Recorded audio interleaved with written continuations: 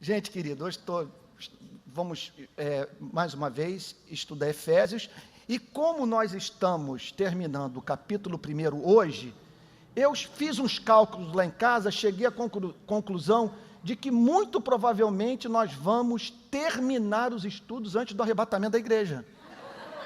Porque é isso, estamos terminando hoje o capítulo 1, tá bom? Então as trombetas devem tocar depois, tá bom?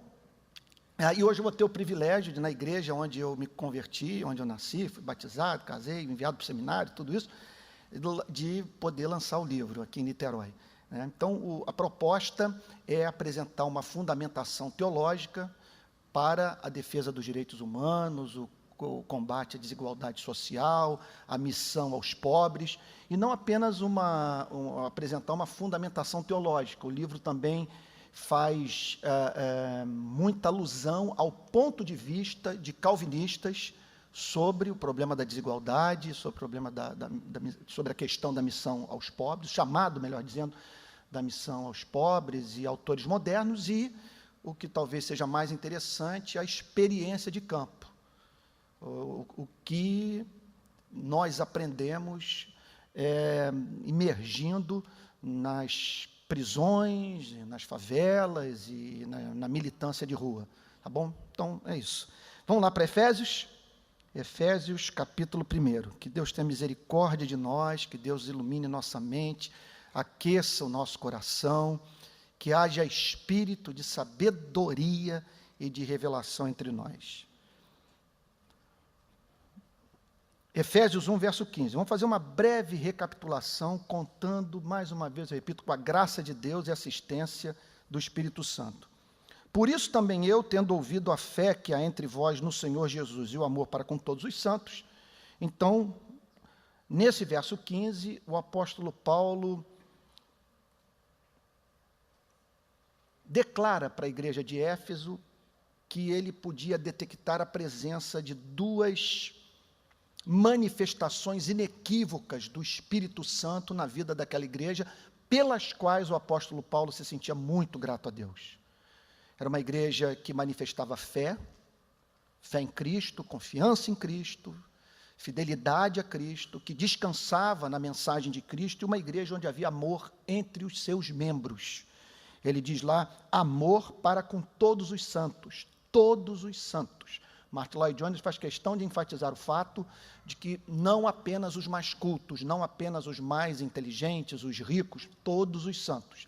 Então, é da natureza da verdadeira conversão, isso aqui eu vou lhes dizer muito sério, é da natureza da verdadeira conversão a aquisição da capacidade de perceber a excelência moral das pessoas. Não apenas isso. Muito mais do que isso. É da natureza da conversão você amar de uma forma especial seres humanos em razão da relação que estes mantêm com Cristo. É amor para com todos os santos. Certamente, aquela igreja havia sido chamada para amar os não cristãos, mas o apóstolo Paulo era grato a Deus por ver essa espécie de amor entre os membros de uma igreja local, que permite à igreja dar aquela prova que Francis Schaeffer chamava de sociológica da existência de Deus.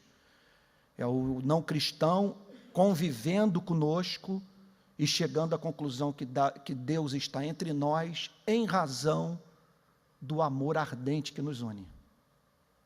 Então, essa é uma apologética diferente.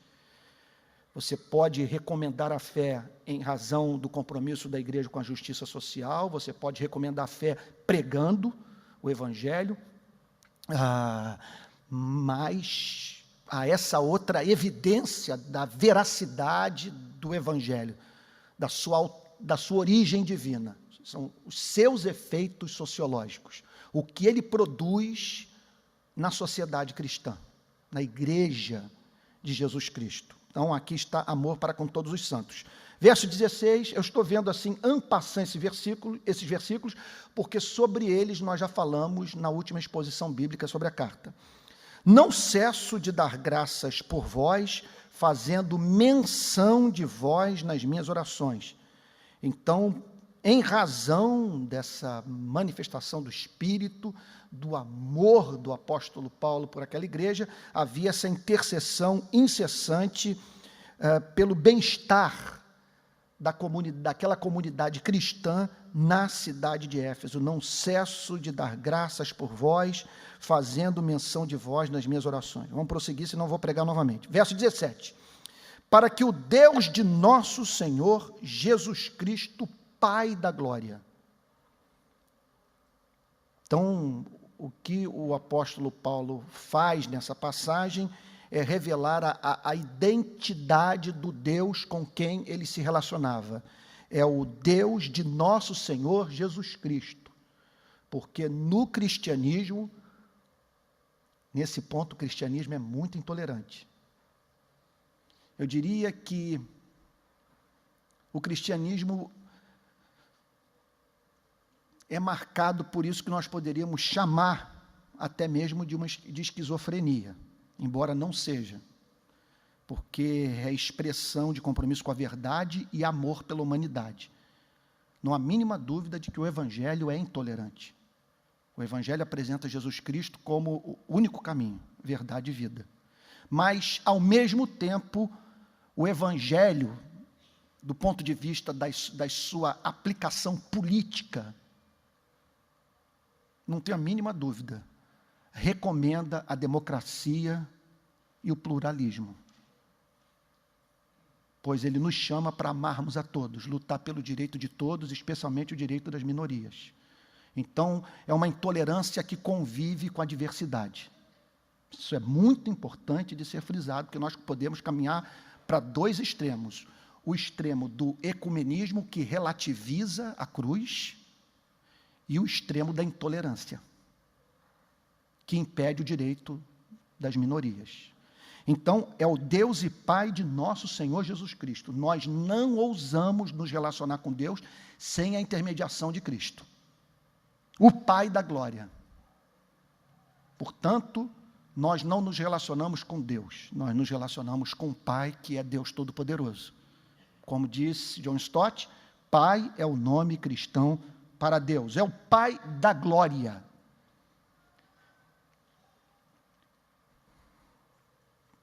O que significa é o Pai perfeito em todos os seus atributos. Excelente, amabilíssimo, digno de ser adorado em razão do fato de ser infinitamente belo. Belo não apenas por ser todo-poderoso, onipresente, onisciente, imutável, autoexistente, belo por ser santo, santo, santo. A maravilha, o que torna o nosso culto incessante, o que nos faz crer que o céu jamais será caracterizado pela presença de uma espécie de monotonia, é o fato de que por toda a eternidade vamos estar lidando com um ser infinitamente formoso. Formoso por ser santo, santo, santo. Leal, verdadeiro, justo, benigno. Ontem lá na Barra foi com emoção, foi um culto muito comovente, quando nós juntos chegamos à conclusão que o fundamento do Salmo 23, o que sustenta o Salmo 23 inteiro, é a declaração da parte B do versículo 3. E guia-me pelas veredas da justiça, por amor do seu nome. Em razão desse compromisso que ele tem com o seu nome, com sua revelação, com sua santidade, com seu caráter, nós temos a certeza que para sempre ele será o nosso pastor. E que bondade e misericórdia nos seguirão todos os dias das nossas vidas. Porque Ele nos ama? Certamente que sim, mas não apenas isso, porque Ele ama o seu nome. Então, Paulo prossegue dizendo, vos conceda espírito de sabedoria, de revelação, no pleno conhecimento dEle. É muito interessante, me permitam frisar um ponto da última exposição bíblica, para que os que estão chegando agora, talvez você esteja estranhando como que nós estamos correndo na análise dos versículos. Nós estamos lidando com os versículos dessa maneira, porque já fizemos uma análise de cada palavra na última exposição bíblica. Então, nossa intenção hoje é entrar nos versos que não pudemos examinar naquela segunda-feira. Então, está aí. Vos conceda espírito de sabedoria, de revelação, no pleno conhecimento dele. É muito interessante observar. Eu só queria destacar esse ponto daquele dia. Ele não ora pela felicidade da igreja. Muito obrigado. Muito obrigado. Ele ora para que a igreja tivesse o conhecimento de Deus. Isso é muito importante de ser frisado. Ele não se coloca de joelhos pedindo para que a igreja alcançasse a felicidade. Ele ora para que a igreja tivesse conhecimento exato, sabedoria, e não apenas isso, um contato íntimo com Deus mediante essa operação do Espírito, que ele chama aqui de revelação, que é uma luz que o Espírito Santo lança sobre a Bíblia, que nos permite ver a excelência da verdade. E por isso, sermos levados a amar a verdade, a ter deleite na verdade, a nos regozijarmos na verdade. Não há mínima dúvida que uma igreja que recebe sabedoria e espírito de revelação no pleno conhecimento de Deus, e conhecimento aqui no original, é mais do que contato cognitivo com Deus, é um conhecimento experimental, envolve a cognição, mas envolve o coração, envolve o ser na sua totalidade. É o homem diante do seu Criador, é o homem orando, sabendo que está na presença de Deus. Aí Martin Lloyd Jones faz uma pergunta, para a qual ele oferece uma resposta das mais comoventes. Ele diz o seguinte, ele pergunta o seguinte: e como que eu posso saber que eu estou experimentando deste conhecimento vivo? Como que eu posso saber que esse contato da minha mente com a verdade veio acompanhado da experiência de coração, que me faz sentir a doçura do mel, que me faz me ver diante de Deus na beleza da sua santidade? Como que eu posso saber que essa é a minha condição espiritual de momento? Ele diz a seguinte coisa, e a resposta dele é irrefutável. É quando esse contato com a verdade vem acompanhado de encanto. Quando você experimenta aquilo que poderia ser chamado de senso de maravilha. Quando você se sente levado a encontrar uma língua que não é desse planeta, para expressar aquilo que você não consegue comunicar.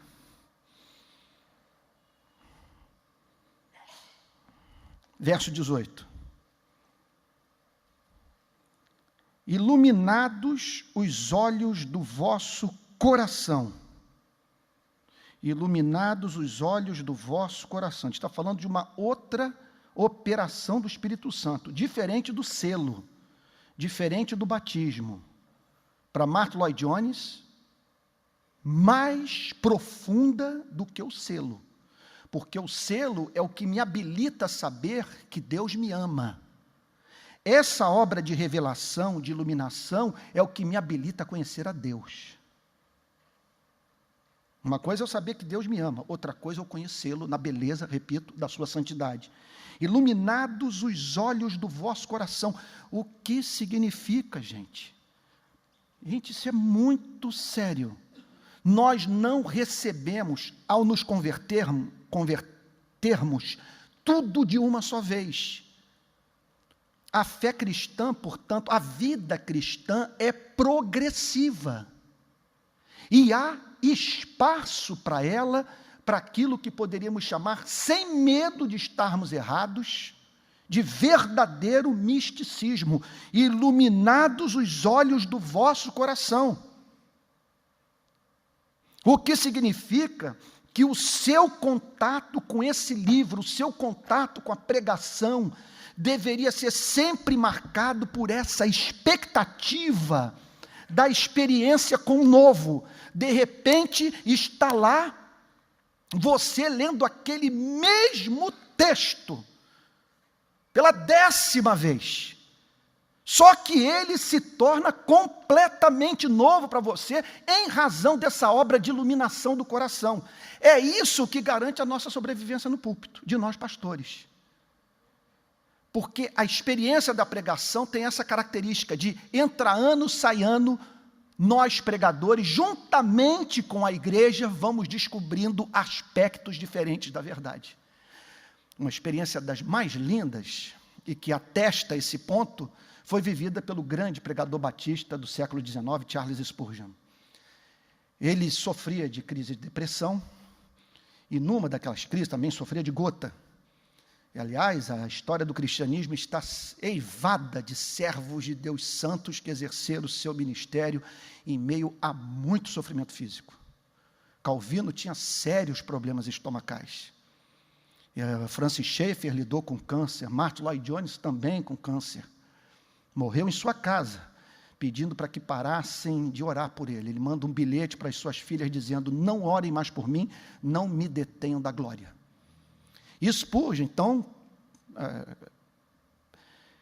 numa dessas crises, foi para uma igreja na Inglaterra para assistir um culto, para participar de um culto. Então, ele ouve a pregação, a bênção impetrada, e o pregador, com muito constrangimento, ao detectar a presença daquele ilustre ministro e visitante surpreendente no culto daquele dia, se dirigiu a ele para se desculpar, porque ele havia passado um dos maiores constrangimentos que nós pregadores podemos passar na vida. Ele havia pregado uma mensagem de Spurgeon. Ele falou, e só que o que chamou a atenção desse pregador foi o fato dele ter encontrado Spurgeon completamente, com seu rosto completamente banhado de lágrimas, profundamente comovido.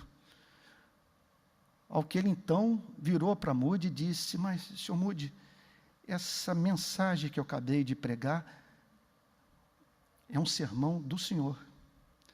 Ao que Spurgeon, virou-se para ele e disse: eu sei, mas Deus o tornou novo para mim. Então, esse é o mistério do contato com esse livro. Iluminados os olhos do vosso coração. É óbvio que o cristianismo não se resume apenas em apreensão intelectual da verdade. Os reformadores enfatizavam isso, sobre a diferença de notícia, assensus e fidúcia. Eles viam 3 modos de relação com a palavra de Deus. Um, mediante o qual você tinha contato com a verdade, o conteúdo da verdade, que eles chamavam de notícia, que podia ser seguido do assentimento intelectual à verdade. Você tem contato com o conteúdo e dá assentimento a ela, dá espaço a ela em sua mente. Você é levado a crer na sua veracidade. Mas o que os reformadores destacavam era o fato de que a conversão só é consumada quando há esse elemento de fidúcia, de confiança na palavra pregada. Então, não há fé sem pregação. Mas a conversão só é consumada quando aquilo que foi assimilado intelectualmente ganha espaço no coração, se transformando em afeição santa. Iluminados os olhos do vosso coração. Então, essa é a esperança de nós pregadores. Por um lado, é um texto humilhante. Por um lado, talvez a minha expressão que eu vou usar agora seja exagerada, mas é que está me vendo, e eu acho que expressa a verdade. Como é que eu poderia dizer? É uma coisa que me confronta, que me esbofeteia, que diz o seguinte: olha aí, Antônio, você estudou a Bíblia, você fez exegese do texto, você se cercou de comentários bíblicos, você está levando para o púlpito uma peça de oratória, E pode ser que nessa noite você se expresse brilhantemente, mas sem essa obra do Espírito Santo, o seu trabalho estará incompleto, porque só o Espírito para iluminar os olhos do coração, só o Espírito para fazer com que aquele que ouve a pregação da palavra perceba a sua excelência. Vocês estão vendo agora a situação do ímpio? Onde que o ímpio se encontra? Engana-se aquele que pensa que o problema é intelectual, que ele não consegue entender que o mundo tem um Criador, e que você precisa, portanto, de utilizar uma apologética racionalista que mostre, então, a esse seu amigo não cristão, as evidências da existência de Deus e da historicidade de Cristo. Mas o grande problema dele não é a falta de cérebro, é a falta desse sentido espiritual, mediante o qual, palavra de Jonathan Edwards, você se torna capaz de sentir a doçura do mel. Você tem paladar para a comida do Espírito, para o Evangelho. Se os olhos do coração não forem iluminados, não há conversão e não há experiência de arrebatamento no contato com esse livro. Iluminados os olhos do vosso coração, alguma coisa que tem a ver com as afeições, com a alma, coração. Os teólogos costumam dizer, o lugar de onde promanam as nossas decisões, a cidadela da alma. Aquilo que o move, aquilo que determina as escolhas que você faz na vida, o coração. Para saberdes qual é a esperança do seu chamamento. Então você veja o modo bíblico de levar as pessoas à experiência de felicidade. Tudo é teológico, tudo tem a ver com o Evangelho. O conceito cristão de felicidade, portanto, é esse. A felicidade é corolário do encontro com o Evangelho libertador de Jesus Cristo. Então o apóstolo Paulo, por entender isso, por estar preocupado de fato com a felicidade da igreja, orava para que a igreja tivesse aquele tipo de experiência que conduz a alma a provar da felicidade evangélica. Ele fala aqui então sobre ter os olhos iluminados para saber qual é a esperança do seu chamamento. Isso aqui, gente, é uma experiência arrebatadora.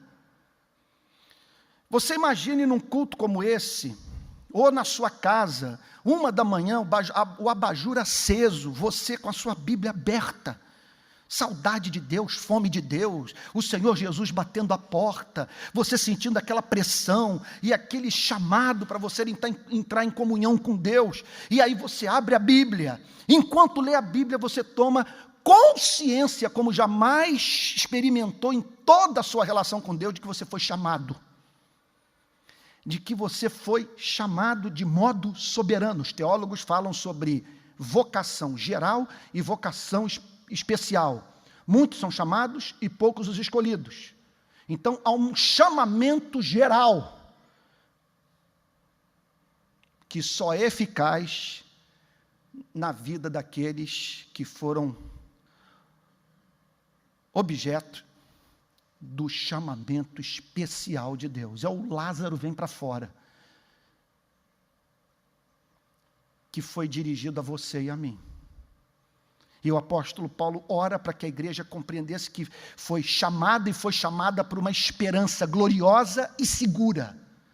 Iluminados os olhos do vosso coração, para saberdes qual é a esperança do seu chamamento, que vocês compreendam que foram chamados em amor, soberanamente, que essa palavra veio e quebrou o poder do pecado em sua vida, e os seduziu soberanamente, e os chamou para essa esperança gloriosa. Meus amados irmãos, como nós estamos precisando disso nesses dias. Que período confuso, as notícias do jornal só causam desânimo e ceticismo quanto ao que aguarda a nossa vida, especialmente a vida dos nossos filhos. para onde nós estamos caminhando. Mas a Bíblia nos chama para nós não apenas lermos as notícias dos jornais. A Bíblia nos chama para também pensarmos em termos da esperança do nosso chamamento. Pensarmos no céu, pensarmos na glória, na eternidade, no corpo incorruptível, na sociedade santa, na Nova Jerusalém, na manifestação da glória de Deus, ou seja, a visão beatífica, a esperança do seu chamamento. Qual a riqueza da glória da sua herança nos santos? Tudo isso aqui é observe que tudo nesse texto é superlativo. E é quase impossível. Eu fico olhando aqui no relógio, meu Deus, eu quero terminar antes das 9. Mas você vai avançando e fala, meu Deus, como passar por cima dessas palavras? É tudo por demais glorioso. Por isso que eu digo, esse texto só pode ter sido inspirado. Você não encontra na literatura universal nada mais glorioso, nada mais poético e poesia que responde todas as nossas objeções. Isso que eu acho encantador. Que satisfaz a alma, que nos faz crer que a felicidade é exequível. Olha o que ele diz, qual a riqueza da glória. Gente, como é que eu posso, eu não sei por onde começar. Me ajudem, o que é a riqueza da glória? A glória é a manifestação da beleza, da formosura, dos atributos, das excelências de Deus, o seu esplendor, a sua majestade. E ele acrescenta a glória, o conceito de riqueza.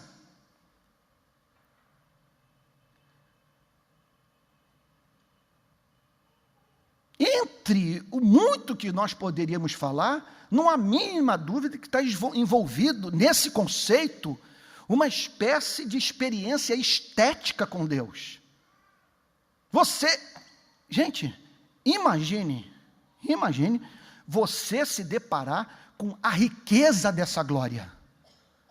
Você se ver diante desse ser infinitamente glorioso, e você ter uma revelação da sua justiça, da sua graça, da sua longanimidade, do seu poder soberano, e de você ver todos esses atributos reunidos num ser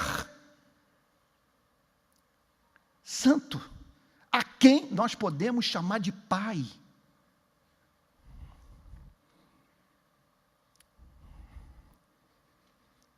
Gente, é por isso que nós nos tornamos, nos dias de hoje, péssimas apresentações do cristianismo, porque nós não levamos mais a sério essas verdades.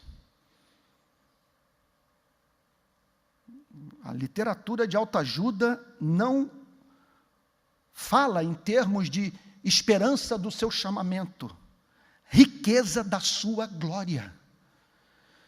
Para o apóstolo Paulo, não há igreja feliz sem conhecimento de Deus. Por isso ele orava, por essa manifestação do Espírito. Qual a suprema grandeza, olha lá, qual a esperança do seu chamamento? Qual a riqueza da glória da sua herança nos santos? Daquilo que nos aguarda. E que deveria ser objeto da nossa mais cuidadosa meditação no presente. Eu me lembro de ter lido, há um pouco tempo atrás, um clássico da literatura puritana, escrito por um pregador de nome Richard Baxter, O Descanso Eterno dos Santos. Não sei se esse livro foi traduzido em português, mas a tese central do livro é a seguinte, que nós cristãos temos o dever de diariamente separar tempo para pensar sobre o céu.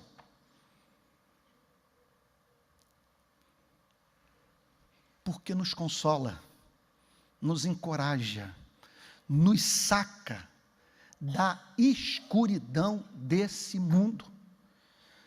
Capítulo 8 de Romanos, com muita clareza, diz que em razão da nossa nova natureza,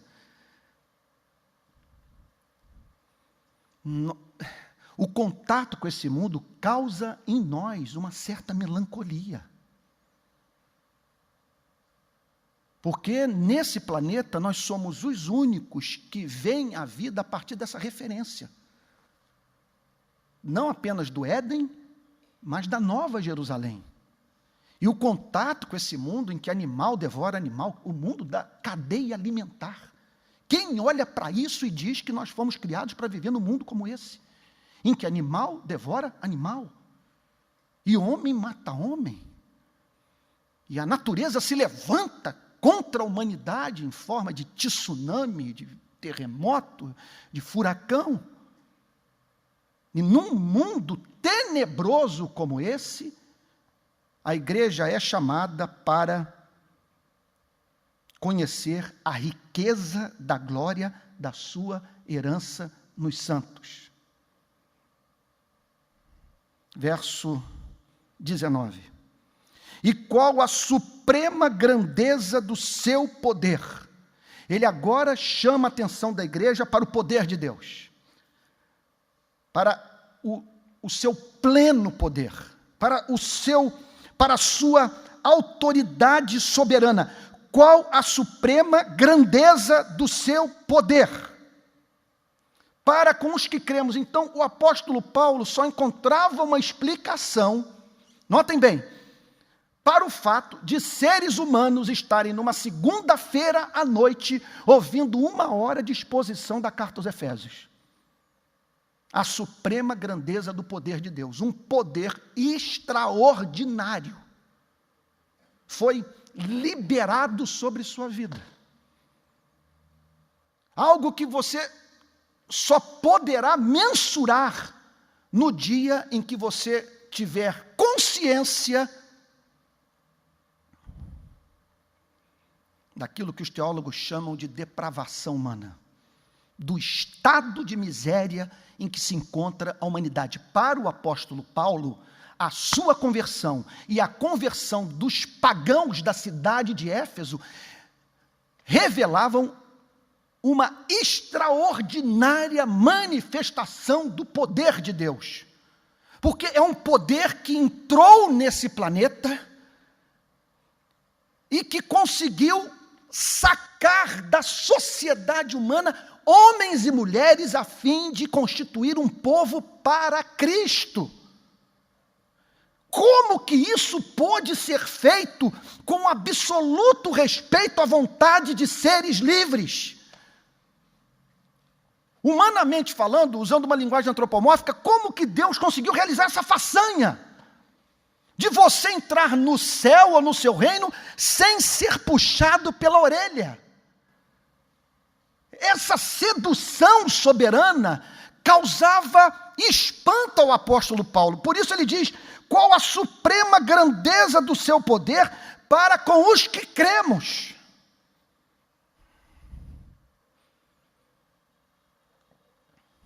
Meu Deus.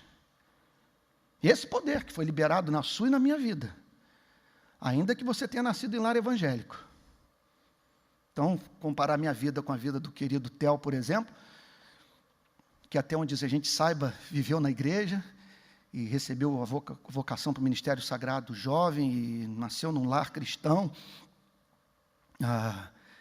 E então viveu a vida inteira dedicada à igreja, e eu, filho de policial. A educação na minha casa era: meu filho, se alguém partir para cima de você, encare de frente. Não amarele para ninguém. E você precisa conhecer a vida, meu filho. Palavras do meu pai, né? Não vou usar a palavra, é muito pesada. Policial. Mas alguma coisa do tipo: conheça os prostíbulos da cidade. Então, ele me ensinou a ser violento e ter muitas mulheres. Com 20 anos eu me converti. Só que o que a Bíblia está dizendo é que, em razão do fato de todos nós termos nascido mortos nos nossos delitos e pecados, o poder que foi usado na minha vida é o mesmo poder que foi usado na vida do pastor Theo e na vida de todos nós. Porque todos estávamos mortos dos nossos delitos e pecados. Nós não estávamos dormindo. encontrávamos num estado de completa insensibilidade espiritual. Lendo o texto, a gente vê a nossa dificuldade. Não era que a gente apenas não conseguia usar o cérebro para saber que Taquatiara tem um Criador, a Baía de Guanabara foi feita por um ser pessoal. Não é apenas isso, nós não víamos excelência nesse ser. Nós não o amávamos, nós não tínhamos interesse por ele. Como explicar estarmos aqui 8h46 da noite, depois de um dia de trabalho, para ouvir um homem no monólogo? E eu não tenho a mínima dúvida que você saiu de casa com esperança de ter uma experiência com o Espírito Santo nessa noite. No ato da exposição bíblica, de você conhecer algo de Deus que não conhecia, eu não tenho dúvida, que é isso que eu trouxe aqui. O que o apóstolo Paulo está dizendo é o seguinte: isso não teria acontecido se o amor de Deus não tivesse atuado em sua vida através do seu poder soberano. Olha o que ele diz em seguida. Qual a suprema grandeza do seu poder para com os que cremos, segundo a eficácia da força do seu poder. A palavra eficácia é muito interessante, que ela pode ser traduzida por energia. É um poder em operação, mas a palavra força é que revela o que aconteceu no ato da nossa conversão. Porque a palavra força no grego, ela passa a ideia de algo que vem, que nivela todos os montes, que não encontra resistência, que passa por cima de tudo. O apóstolo Paulo pede para que os efésios compreendessem que a conversão deles e a sua manutenção na vida cristã tinham como origem a onipotência divina, a onipotência de um Deus doido de amor pelo seu povo. Olha o que ele diz então: qual a suprema grandeza do seu poder para com os que cremos, segundo a eficácia da força do seu poder. Segundo a eficácia, segundo a energia operante da força que não encontra resistência, que muda o coração de pedra, transformando num coração de carne, que diz: Lázaro vem para fora, e Lázaro ressuscita. E isso de acordo com o seu poder, com esse oceano de poder. Porque no céu está o nosso Deus, e tudo faz como lhe agrada. E a porta que ele fecha, ninguém abre. E a porta que ele abre, ninguém fecha. Verso 20. O qual exerceu ele em Cristo, ressuscitando dentre os mortos. O que o apóstolo Paulo, portanto, está dizendo, e agora apontando para a história, para uma evidência histórica da manifestação do poder divino, a ressurreição de Cristo. Em outras palavras, ele está dizendo o seguinte: que o poder que operou na vida dos efésios, na nossa vida, e que nos dias em que essa carta foi escrita, continuava operando na vida daquela comunidade cristã, e o que opera na vida da igreja Betânia, na vida de todos os que estamos aqui, é o poder capaz de dar vida ao que está morto. Aí eu pergunto a vocês, por que o apóstolo Paulo está falando sobre isso? Onde que ele quer chegar? Qual é a sua intenção? Eu não tenho a mínima dúvida. Primeiro, para levar os efésios a uma experiência que eu chamaria de assombro com o seu passado. Deles olharem para a sua conversão e falar o seguinte: a minha alma estava longe do caminho de Deus. Eu era pobre, cego, perdido, pecador. Mas Jesus transformou as minhas trevas, é isso? Em luz, desde que Ele estendeu sua mão para mim. Ou então o hino que cantamos semana passada aqui na Betânia. Tocou-me Jesus, tocou-me Jesus. Essa é a nossa história. Algemado por um peso, como é que é? Ó, quão triste eu andei, até sentir a mão de Cristo. Não sou mais o mesmo, eu sei. Não há mínimo. E o apóstolo Paulo queria despertar o coração dos efésios para a gratidão, mas não apenas isso. Aquelas pessoas enfrentavam os problemas que nós enfrentamos. Os problemas que nós temos com o nosso corpo, por exemplo. O corpo que adoece. Corpo que se encontra em processo inexorável de envelhecimento. Corpo mortal. É fato que o corpo,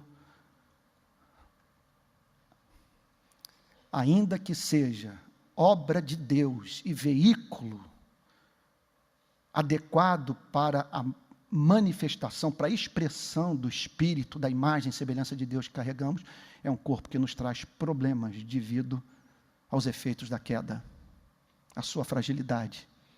Todos nós temos problemas morais. Agostinho, por exemplo, ele falava da lembrança dos prostíbulos. O pai dele, ele conta nas Confissões como que o pai o gostava de vê-lo excitado nas termas. O pai era levado à loucura, enquanto que a mãe, Mônica, piedosa, orava por ele. Tem uma história que Mônica procurou Ambrósio, desesperada com o destino eterno da alma de Agostinho, porque Agostinho se recusava a ser batizado. Ao que Ambrósio virou-se para ela e disse: não te inquietes, porque não haverá de perecer um filho de tantas lágrimas. Deus vê as lágrimas que você derrama enquanto intercede pelo seu filho. Ele não vai parecer, porque Deus está colhendo essas lágrimas no seu odre. E a profecia se cumpriu. Mas não sem antes Agostinho fazer algumas das orações de maior profundidade teológica, até mesmo cômicas. Como, por exemplo, dai-me a castidade, porque o problema dele era com sexo. Ele era louco por mulher. Dá-me a castidade, mas não agora.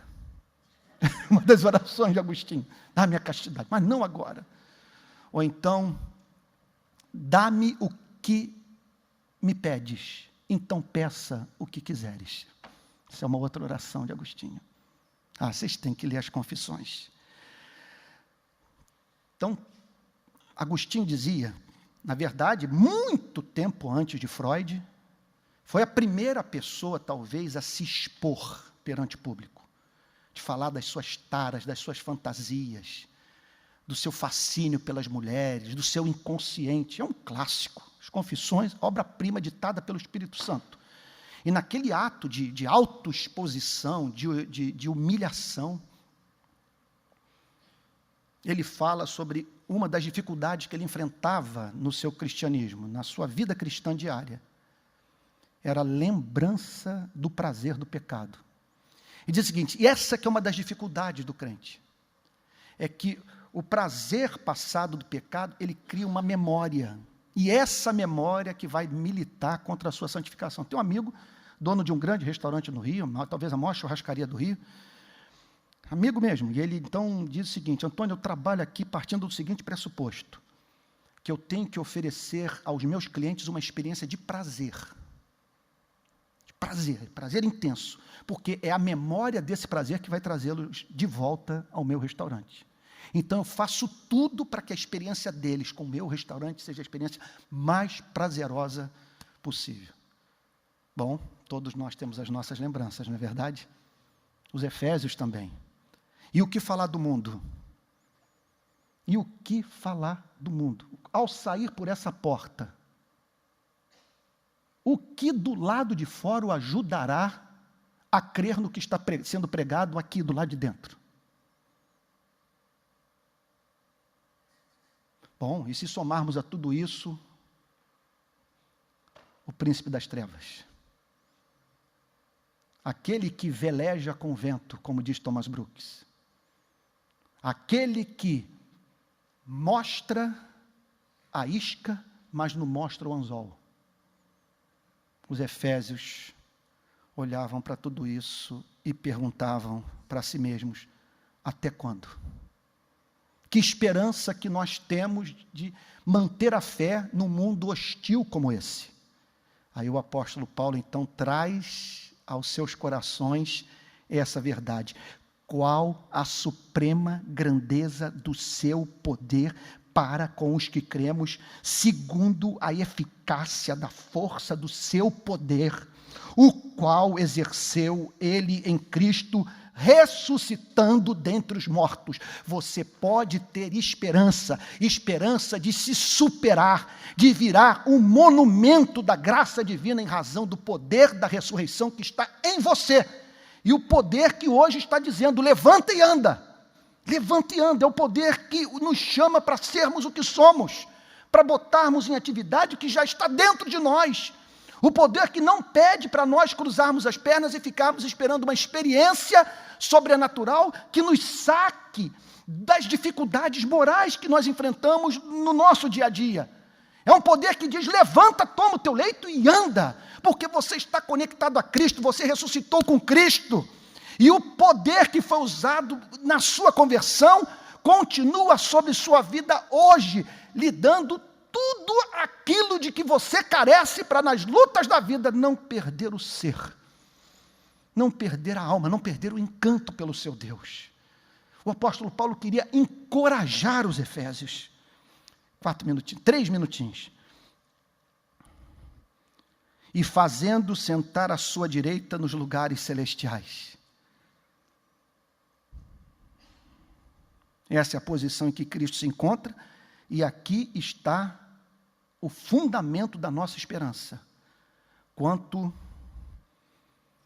ao sucesso da obra missionária da igreja. Jesus está assentado à destra do Deus Todo-Poderoso, e por isso que ele disse, para meia dúzia de pescadores: e este evangelho será pregado no mundo inteiro, e depois virá o fim, e nenhuma força hostil, nenhum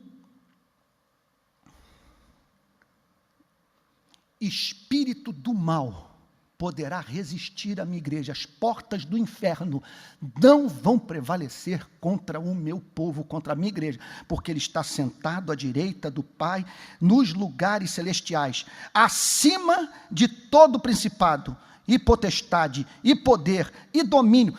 Vocês imaginem o que é essa mensagem, o que é esta mensagem na sede do culto à deusa Diana. Eu posso dizer que bendito o dia que a luz do Evangelho raiou no meu coração. Né?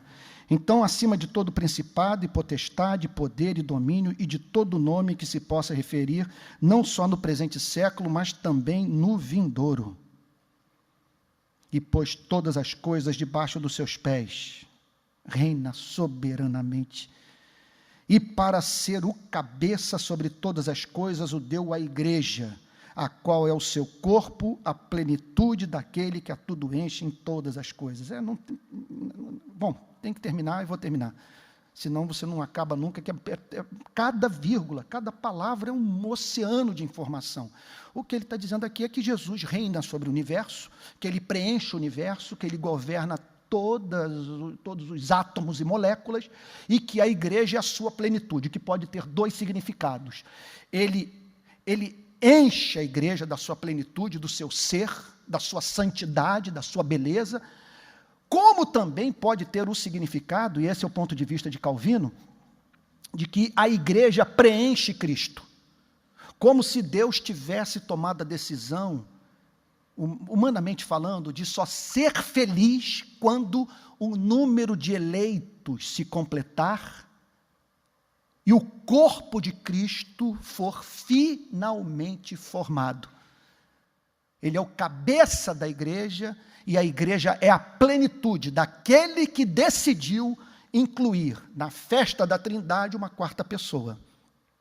Você tem o Pai, tem o Espírito, tem um Filho, agora tem uma filha chamada igreja, que não está sendo chamada, obviamente, para se tornar divina, mas está sendo soberanamente chamada para ter uma ideia do que significa amar em êxtase eternamente. Essa é a nossa vocação, e que nesse mundo confuso conheçamos a Deus e o poder que Ele exerceu em nossa vida para nos libertar da morte, e poder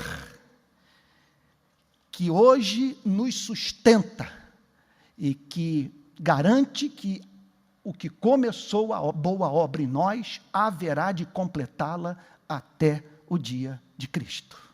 A quem seja a honra, a glória e o louvor. Amém. Amém.